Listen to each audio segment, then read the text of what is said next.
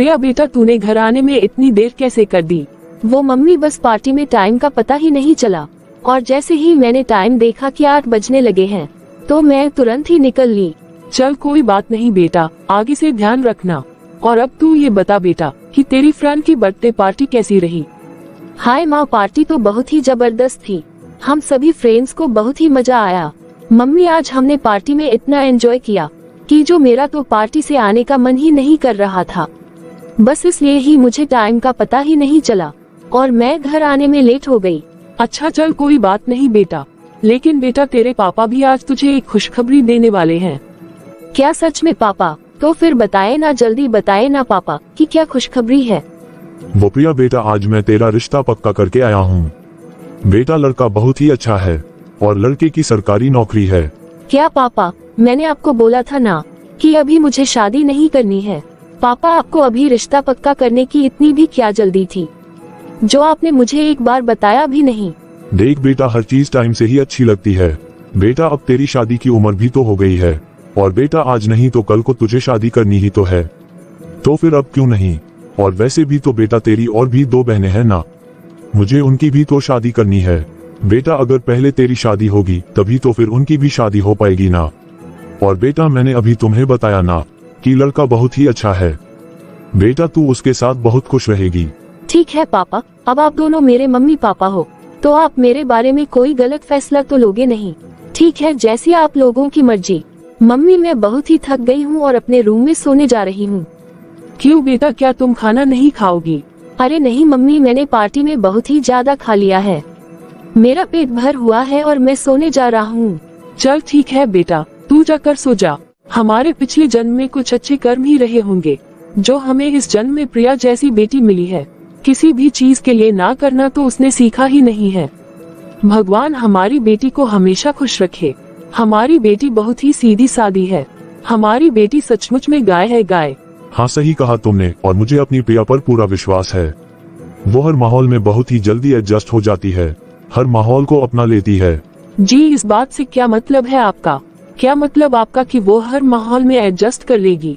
वो क्या है ना प्रिया की माँ, प्रिया का ससुराल अभी इतना फाइनेंशियली स्ट्रांग नहीं है, और प्रिया का होने वाला पति है ना प्रदीप, उसकी भी अभी नई नई जॉब लगी है, और तुम देख लेना कि वो बहुत ही तरक्की करेगा। लेकिन अभी बस कुछ समय तक हमारी प्रिया को कम में ही गुजारा करना पड़ेगा। अरे ये सब आप क्या कह रहे हैं जी? ये सब जानते हुए भी आपने ऐसे घर में हमारी प्रिया की शादी पक्की क्यों की? अरे आपने ये जानते हुए भी कि हमारी प्रिया कितने ऐश और आराम में पली बड़ी है, उसके बाद भी आपने ऐसे घर में प्रिया का रिश्ता पक्का कर दिया। अरे प्रिया की माँ, लड़का फौज में है ना, तो उसका अलग अलग जगह पर ट्रांसफर होता रहता है, तो उसका जहाँ जहाँ भी ट्रांसफर होगा तो वो प्रिया को अपने साथ ही रखेगा। मेरी लड़के से इस बारे में बात हो गई है। अरे आप ये सब कैसी बातें कर रहे हैं? अरे शादी से पहले तो सभी ऐसे ही बोलते हैं, लेकिन अगर शादी के बाद वो मुकर गया और वो हमारी प्रिया को अपने साथ नहीं लेकर गया, तो आप खुद ही सोचिए कि हमारी बेटी का क्या होगा। प्रिया को उसके ससुराल में ही रहना पड़ा, तो फिर तब क्या करोगे? क्या प्रिया अपने कंधे पर मिडिल क्लास का बोझ उठा पाएगी? क्या हमारी बेटी कम में गुजारा कर पाएगी? खैर प्रिया की माँ, तुम अभी इतनी सारी बातें मत सोचो। मुझे अपनी प्रिया पर पूरा भरोसा है कि वो जहाँ भी जाएगी वो सबके दिलों में अपने लिए जगह बना लेगी। देख लीजिए प्रिया के पापा, मेरी फूल जैसी बच्ची है, उसको आगे किसी भी चीज की परेशानी नहीं होनी चाहिए। फिर ऐसे ही कुछ दिनों में ही प्रिया की शादी प्रदीप के साथ हो जाती है। फिर प्रिया की शादी के कुछ दिन बाद, अरे रेमा कैसी हो तुम? अरे जीजी कैसी है आप? अरे जीजी आप बहुत ही दिनों के बाद आए हो।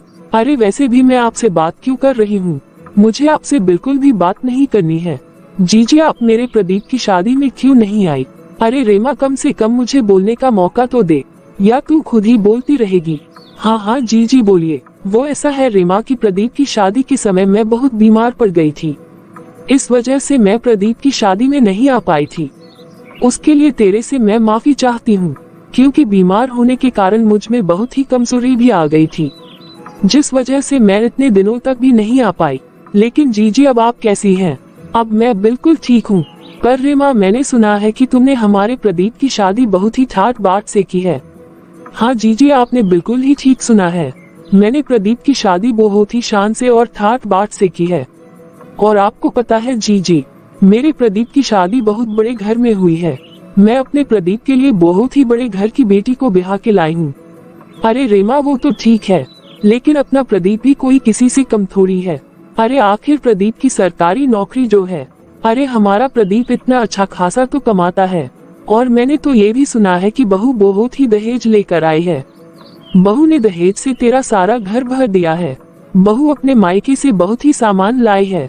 अब जीजी भला इसमें मैं क्या बोलूं। अब लड़की वालों का अपनी बेटी को जो भी सामान देने का मन था तो उन्होंने अपनी बेटी को दे दिया। हमारी कोई मांग वांग नहीं थी वैसे। अरे जीजी मैं तो बातों में भूल ही गई। आप खड़ी क्यों हो, बैठो तो सही और आराम से बैठकर चाय पानी पियो। मैं अभी अपनी बहू को बुलाती हूँ।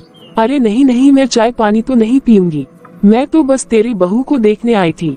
रेमा तू जरा बस बहू को बुला दे। अरे मुझे तेरी बहू को मुंह दिखाई भी तो देनी है। हाँ हाँ जीजी क्यों नहीं, मैं अभी बहू को बुला रही हूँ। प्रिया बहू, ओ प्रिया बहू, अरे बहू जरा बाहर तो निकल के आ। जी माँ जी। लो जीजी आ गई आपकी बहू, मिल लो आप अपनी बहू से। प्रिया बहू ये तेरी ताई सास है और ये तेरी शादी में नहीं आ पाई थी क्योंकि उस समय जीजी बीमार हो गई थी, लेकिन अब तुझसे मिलने आए हैं। चरण स्पर्श करती हूँ ताई जी। बस बस बहू ये सब करने की जरूरत नहीं है। तू खुश रह और तू सदा सुहागन रहे। रेमा मैं तुझे अपने तजुर्बे से एक बात कहना चाहती हूँ। हाँ कहो ना जीजी, क्या बात है। रेमा तेरी बहू बहुत ही अच्छे संस्कारों वाली है और ये बहुत ही गुणी है। तू ना इसकी हमेशा ही कदर करियो। अरे तू देख, संस्कार तो इसके चेहरे से झलक रहे हैं। हाँ जीजी आपने ये बात तो बिल्कुल ही सही कही है। मेरी प्रिया बहू बहुत ही संस्कारों वाली और गुणी है। ले बहू ये तेरी मुँह दिखाए। अरे नहीं नहीं ताई जी, इसकी कोई जरूरत नहीं है। आपने मुझे अपना आशीर्वाद दे तो दिया है, मेरे लिए बस वो ही काफी है। अरे ले ले बहू, ये तो बड़ों का आशीर्वाद होता है और वैसे भी बड़ों के आशीर्वाद को कभी मना नहीं करना चाहिए। ले रख ले बेटा और तू सदा ही खुश रहे। चल ठीक है रेमा, अब मैं चलती हूँ। हाँ ठीक है जीजी, आप ऐसे ही आते रहिएगा। हाँ हाँ जरूर रेमा। अरे बहू अब तू इन पैसों को ऐसे ही हाथ में ही लेके खड़ी रहेगी या फिर मुझे भी देगी? हाँ हाँ माँ जी ये लीजिए। और बहू तुझे पता है ना कि आज तेरी मुंह दिखाई है।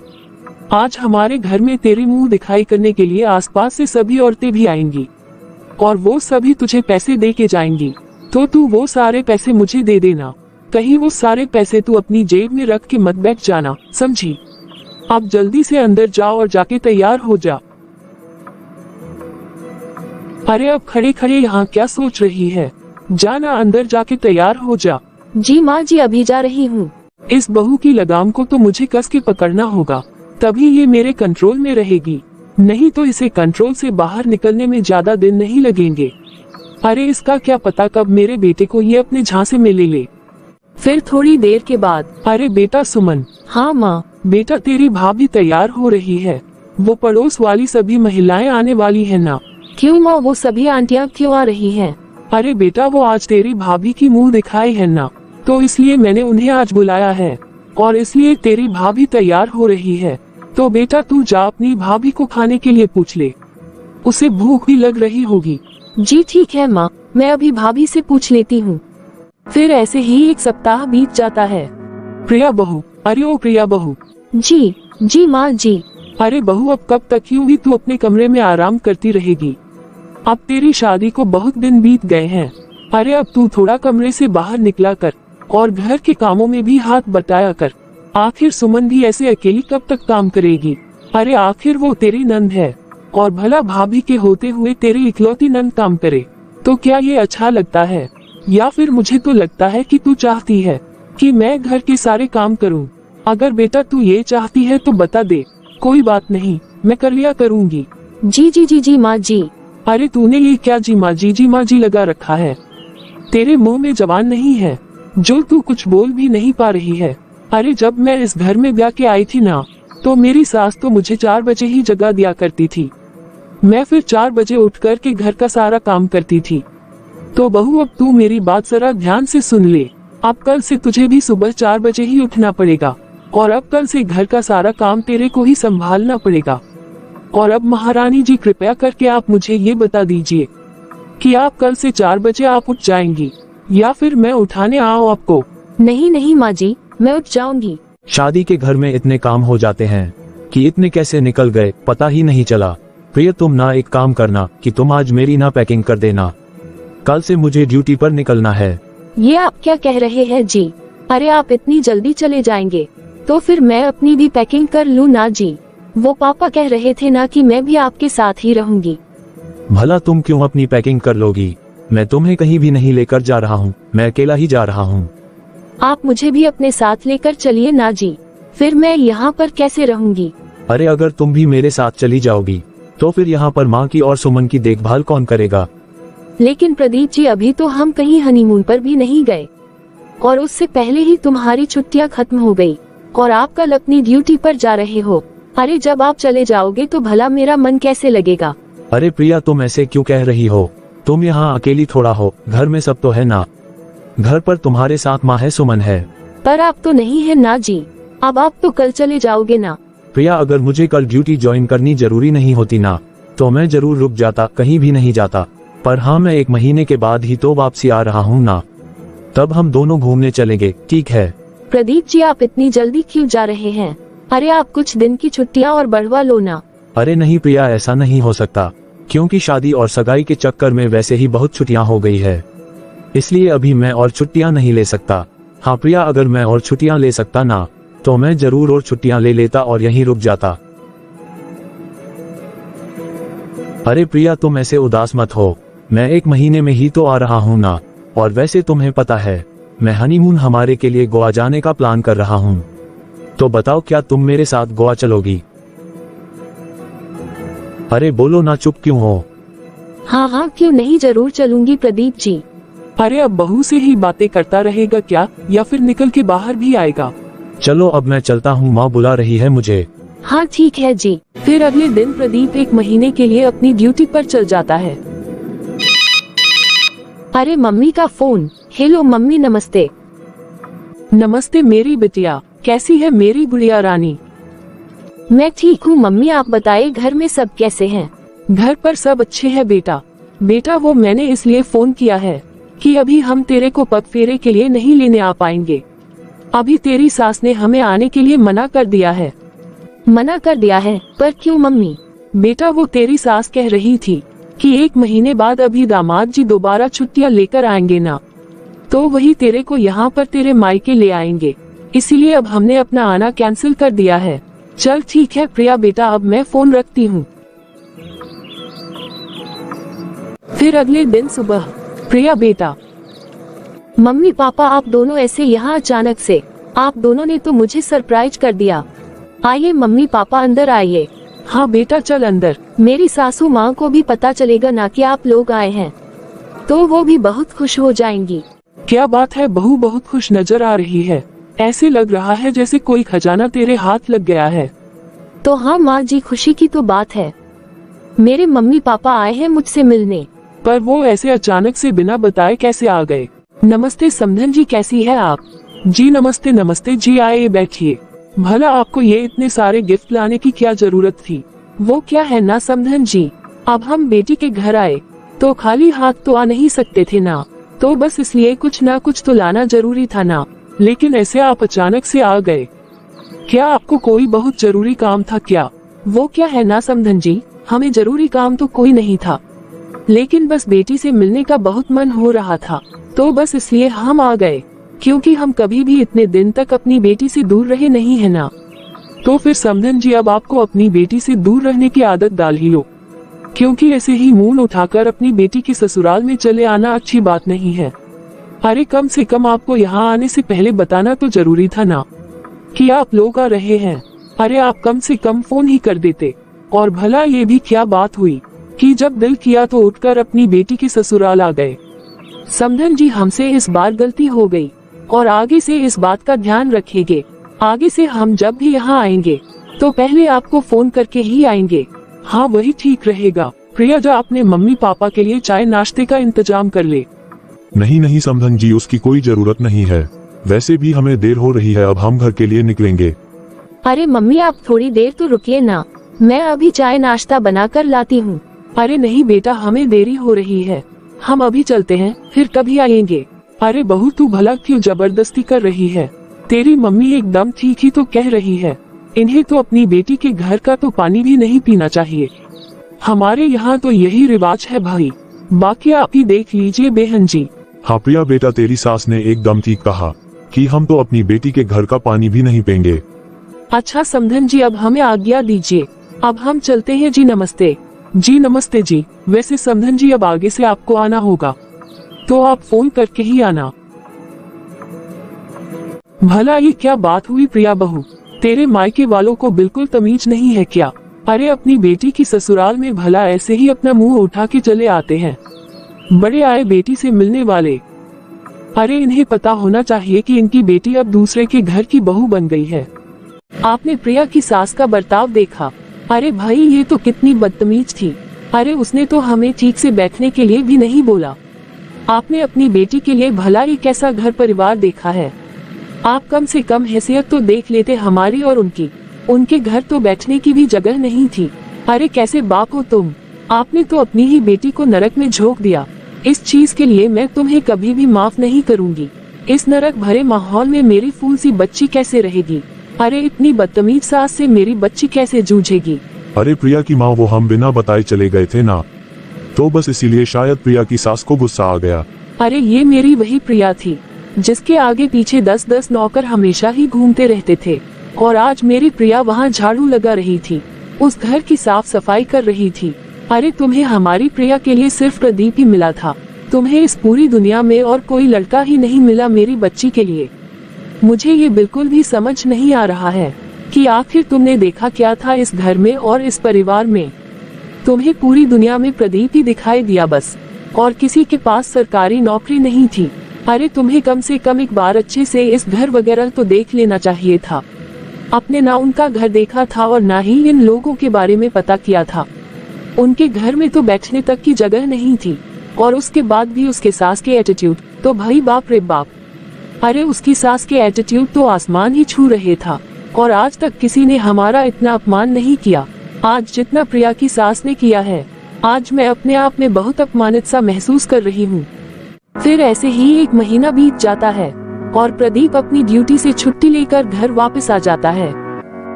प्रिया, अरे आप आ गए जी। हाँ देख लो आ गया मैं।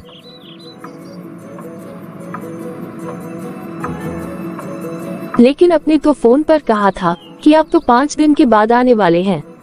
अरे पगली, मैं तो तुम्हें सरप्राइज देना चाहता था, और देख लो मैंने तुम्हें सरप्राइज दे दिया ना। तो बताओ तुम्हें मेरा सरप्राइज कैसा लगा? बहुत ही अच्छा लगा जी। फिर अगले दिन। प्रिया अब तुम जल्दी से अपनी पैकिंग स्टार्ट कर दो। क्यों जी, क्या हुआ? अरे कल सुबह हम अपने हनीमून पर निकलेंगे। जी ठीक है जी, मैं अभी अपनी पैकिंग शुरू कर लेती हूँ।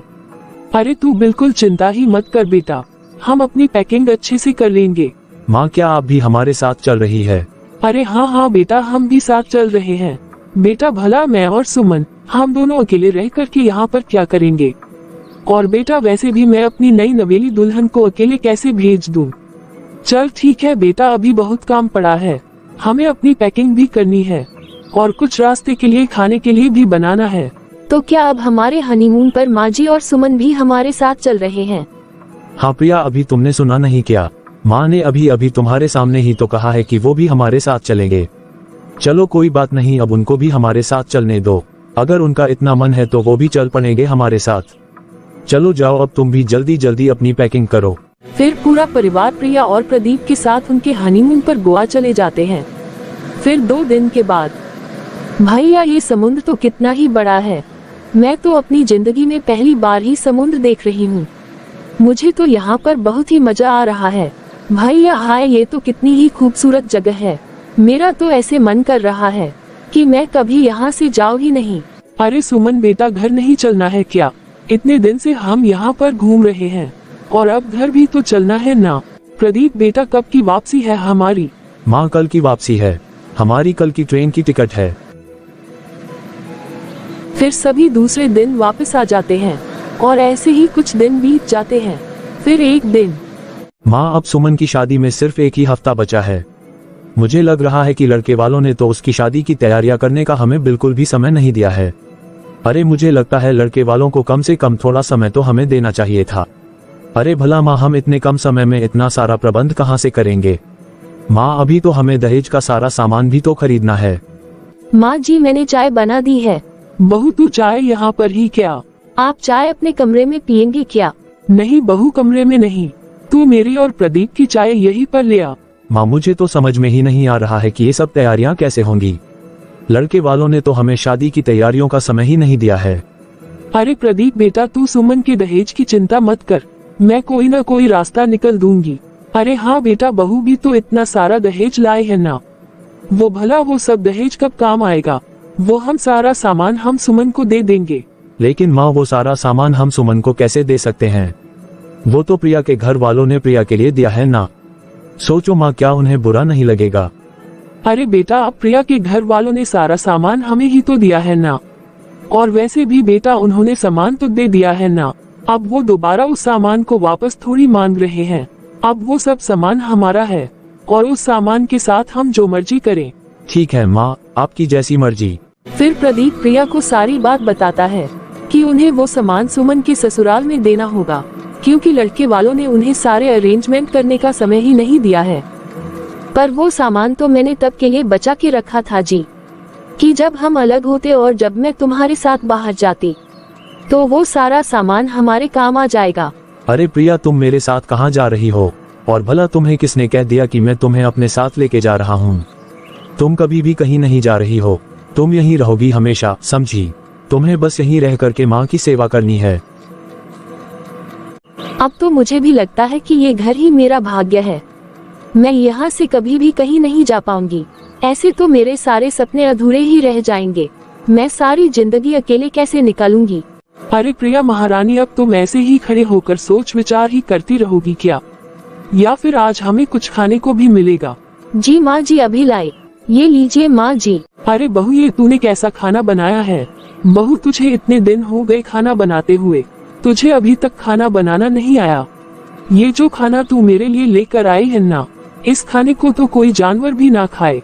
ना सब्जी में नमक है और ना ही मिर्च है, और रोटी तो तूने जली हुई बना दी है।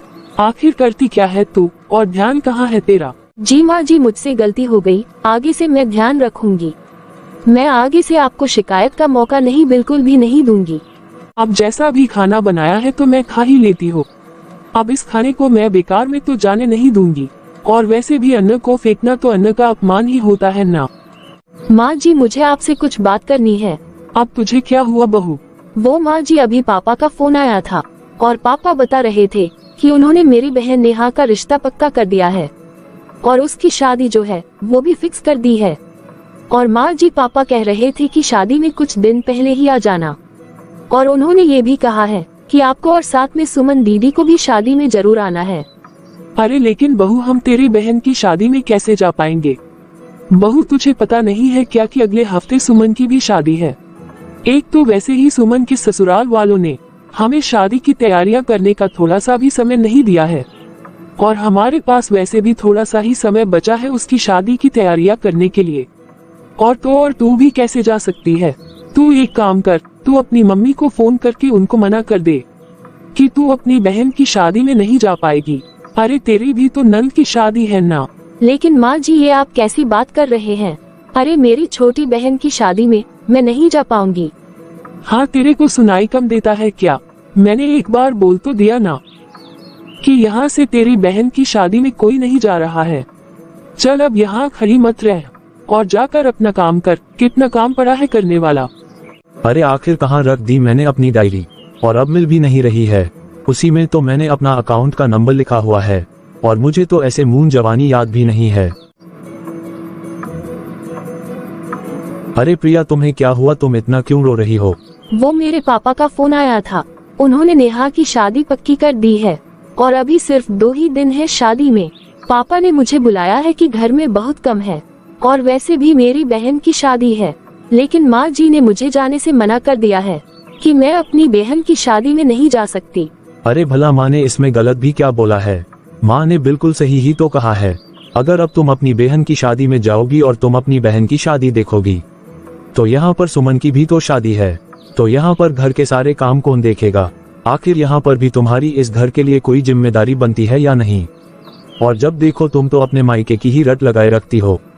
लेकिन मेरी बहन की शादी तो अभी 2-3 दिन बाद ही है और सुमन दीदी की शादी को तो अभी भी 1 हफ्ता बाकी है, और मैं सुमन दीदी की शादी तक तो मैं लौट कर भी आ जाऊंगी।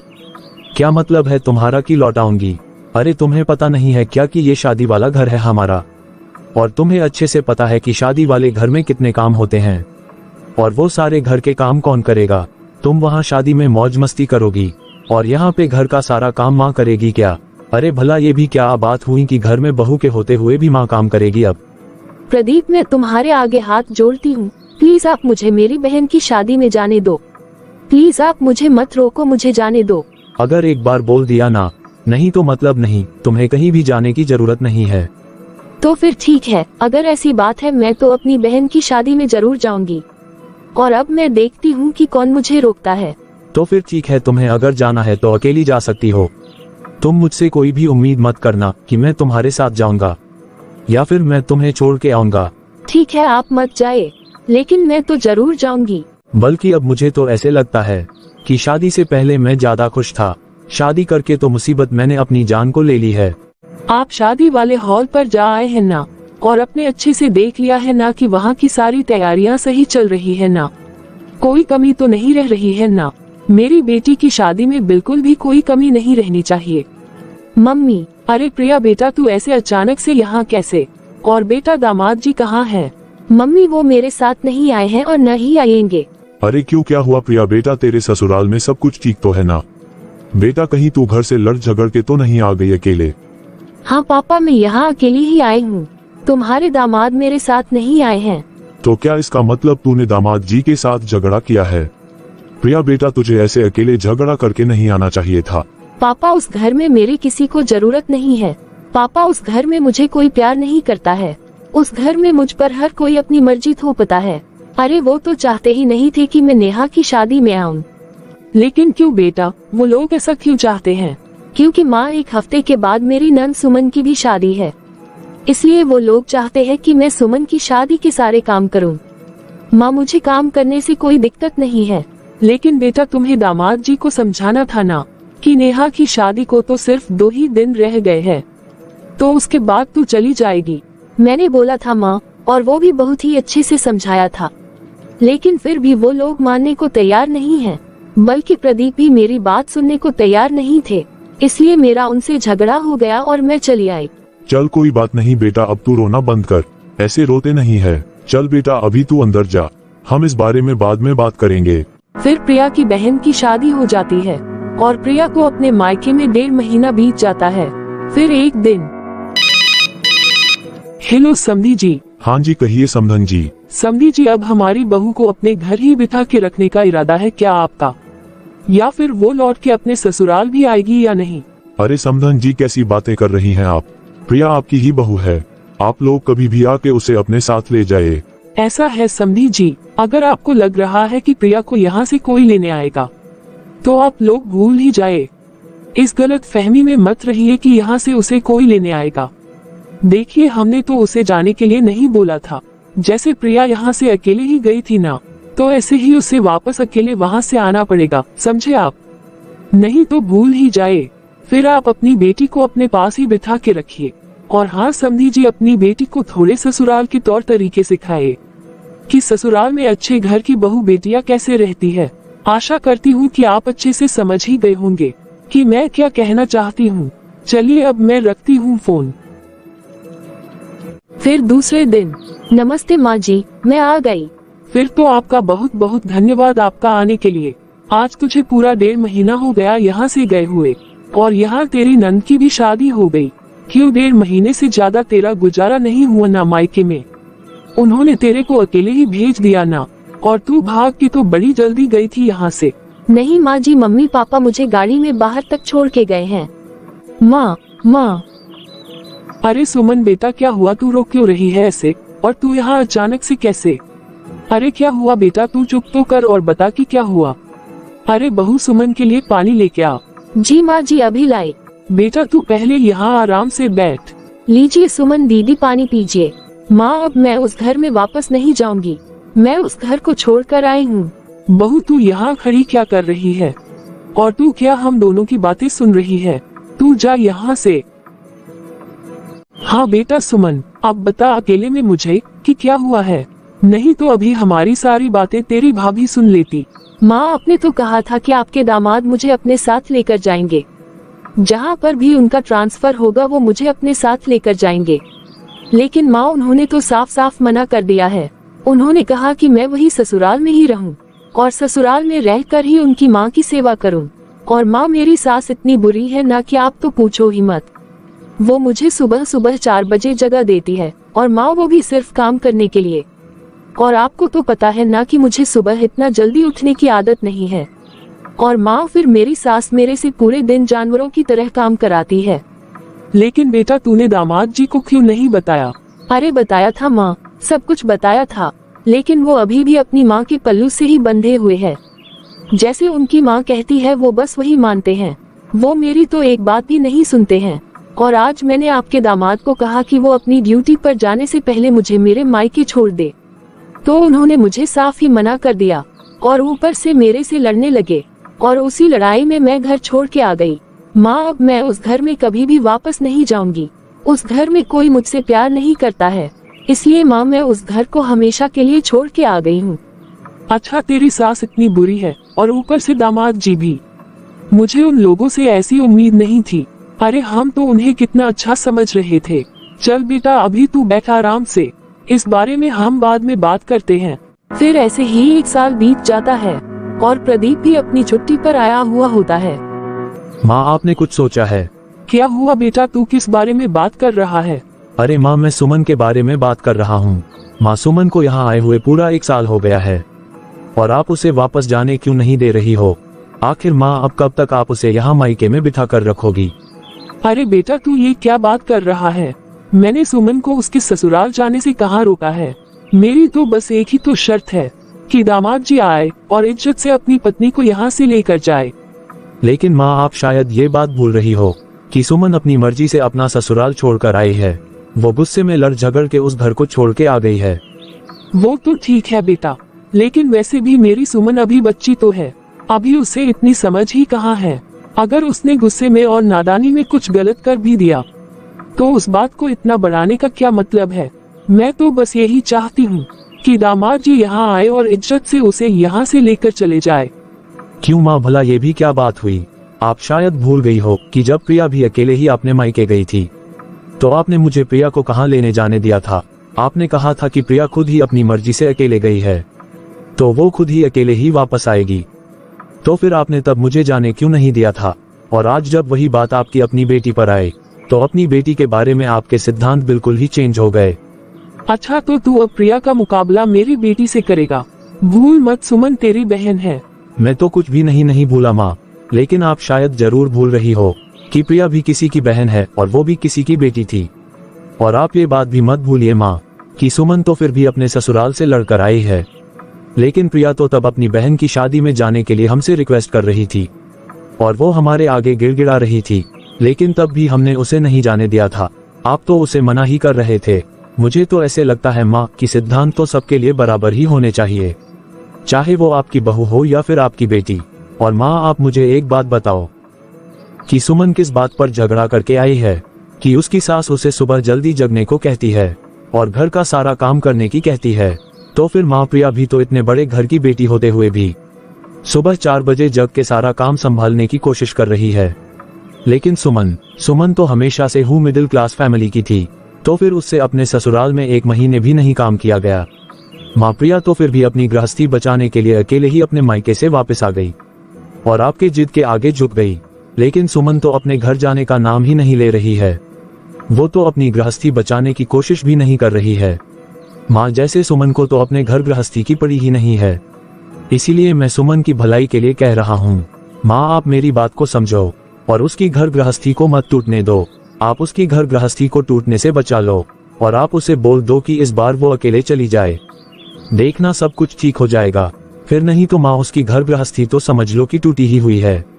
फिर उसका रिश्ता कोई भी बचा नहीं सकता। फिर आप उसे हमेशा के लिए यहीं पर बिठा के रखना। और माँ, मुझे आपसे एक और जरूरी बात करनी है। मैं इस बार प्रिया को अपने साथ लेकर जाऊंगा। क्या बेटा, तू ये क्या कह रहा है? तू प्रिया को अपने साथ ले जाएगा?